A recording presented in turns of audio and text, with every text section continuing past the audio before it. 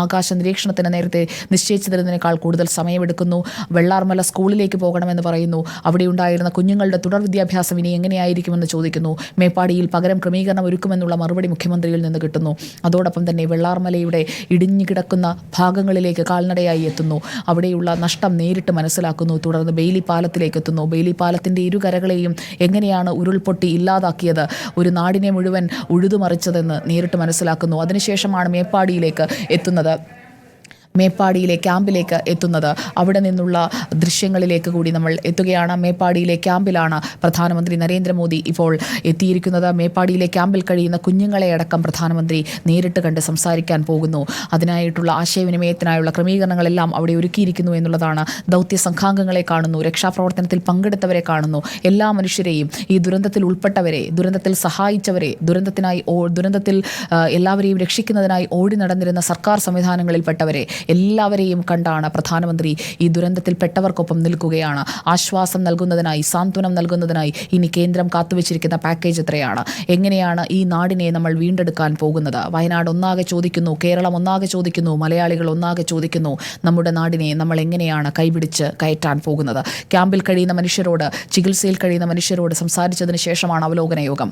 അവലോകനങ്ങളിൽ ഒതുക്കുന്നില്ല, പ്രഖ്യാപനത്തിലേക്ക് അത് എത്തിക്കുന്നു എന്നതാണ് നമ്മൾ ഇനി കാണാൻ പോകുന്നത്. ദുരന്തഭൂമിയിലെ ദുരന്തത്തിൻ്റെ നേർചിത്രം കണ്ടറിഞ്ഞ്, സ്വന്തം കാലുകൊണ്ട് തൊട്ടറിഞ്ഞ് അവിടേക്ക് എത്തുകയാണ് പ്രധാനമന്ത്രി നരേന്ദ്രമോദി. മേപ്പാടി ക്യാമ്പിലേക്ക് പ്രധാനമന്ത്രി എത്തിയിരിക്കുന്നു. മേപ്പാടി ക്യാമ്പിൽ കഴിയുന്ന മനുഷ്യരെ കാണാൻ പ്രധാനമന്ത്രി എത്തിയിരിക്കുന്നു. അവിടെയുള്ള കുഞ്ഞുങ്ങളെ കാണാൻ, ആ കുഞ്ഞുങ്ങളുടെ വേദനയുടെ ആഴമറിയാൻ, അവർക്കൊപ്പം നിൽക്കാൻ പ്രധാനമന്ത്രി നരേന്ദ്രമോദി എത്തുകയാണ്. അല്ലമീൻ നമുക്കൊപ്പം തുടരുന്നുണ്ട്. അല്ലമീൻ, മേപ്പാടി ക്യാമ്പിൽ കുഞ്ഞുങ്ങളോടടക്കം സംസാരിക്കണമെന്ന് പ്രധാനമന്ത്രി ആവശ്യപ്പെട്ടിരിക്കുകയാണ്.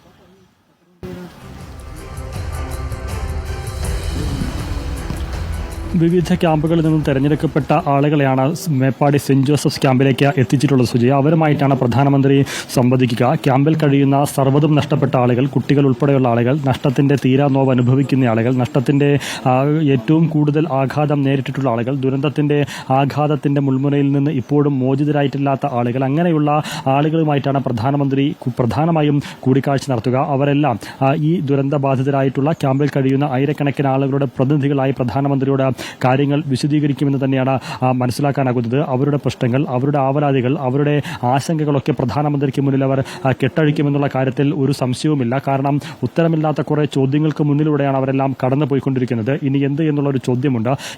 ഈ മേപ്പാടിയിലെ സെൻറ് ജോസഫ് സ്കൂൾ ഉൾപ്പെടെയുള്ള ക്യാമ്പുകളിൽ നിന്ന് ഇറക്കി വിട്ട് കഴിഞ്ഞാൽ, അല്ലെങ്കിൽ ആ ക്യാമ്പുകളിൽ നിന്ന് മാറ്റിക്കഴിഞ്ഞാൽ പിന്നെയുള്ള അവരുടെ പുനരധിവാസം എന്തായിരിക്കുമെന്നുള്ള കാര്യത്തിൽ അവർക്ക് ആശങ്കകളുണ്ട്. അവരെ വാടക കെട്ടിടത്തിലേക്ക്, താൽക്കാലിക വാടക കെട്ടിടത്തിലേക്ക് മാറ്റുമെന്ന് പറഞ്ഞാലും അതിലും അവർക്ക് ആശങ്കകളുണ്ട്. കാരണം പുത്തുമല ഉൾപ്പെടെ പല അനുഭവങ്ങൾ, കവളപ്പാറ ഉൾപ്പെടെ പല അനുഭവങ്ങൾ ഇപ്പോഴും അവർക്ക് മുന്നിൽ പാഠമായുണ്ട്. അതുകൊണ്ട് തന്നെ അവർക്ക് ആശങ്കകളുടെ കൊടുമുടി കയറി നിൽക്കുന്നൊരു സാഹചര്യമാണ്. ഉരുണ്ടു വന്നിറങ്ങിയ ഉരുളുകൾ അവർക്ക് മുന്നിൽ തീർത്ത പ്രതിസന്ധിയുടെ ആഴം അത്രത്തോളം വലുതാണ്. സ്വാഭാവികമായും ആ ആശങ്കകളെല്ലാം പ്രധാനമന്ത്രിക്ക് മുന്നിൽ അവർ അവതരിപ്പിക്കും. വിദ്യാർത്ഥികൾ ഉൾപ്പെടെയുള്ളവർ, കുട്ടികൾ ഉൾപ്പെടെയുള്ളവർ, ക്യാമ്പിൽ കഴിയുന്ന വൃദ്ധരായ ആളുകൾ ഉൾപ്പെടെയുള്ളവർ, അവിടെ ഒരു വ്യത്യാസവുമില്ലാതെ സ്ത്രീ പുരുഷന്മാർ ഉൾപ്പെടെയുള്ള മുഴുവൻ ആളുകളും മോദിയെ കാണുന്ന, മോദിയുമായി സംസാരിക്കുന്ന, പ്രധാനമന്ത്രിയുമായി ആശങ്കകൾ പങ്കുവയ്ക്കാൻ അവസരം ലഭിച്ചിട്ടുള്ള മുഴുവൻ ആളുകളും അവരുടെ കൺസേൺസ് പ്രധാനമന്ത്രി അറിയിക്കുമെന്ന് തന്നെയാണ്. അക്കാര്യത്തിലൊരു സംശയവുമില്ല. അതിനുശേഷം അദ്ദേഹം പോകുന്നതും മറ്റു ചില പരാതികൾ കേൾക്കാനാണ്, മറ്റു ചില ദുരന്തത്തിന്റെ ഭീകരാനുഭവങ്ങൾ നേരിട്ട് കേൾക്കുന്നതിന് വേണ്ടിയാണ്.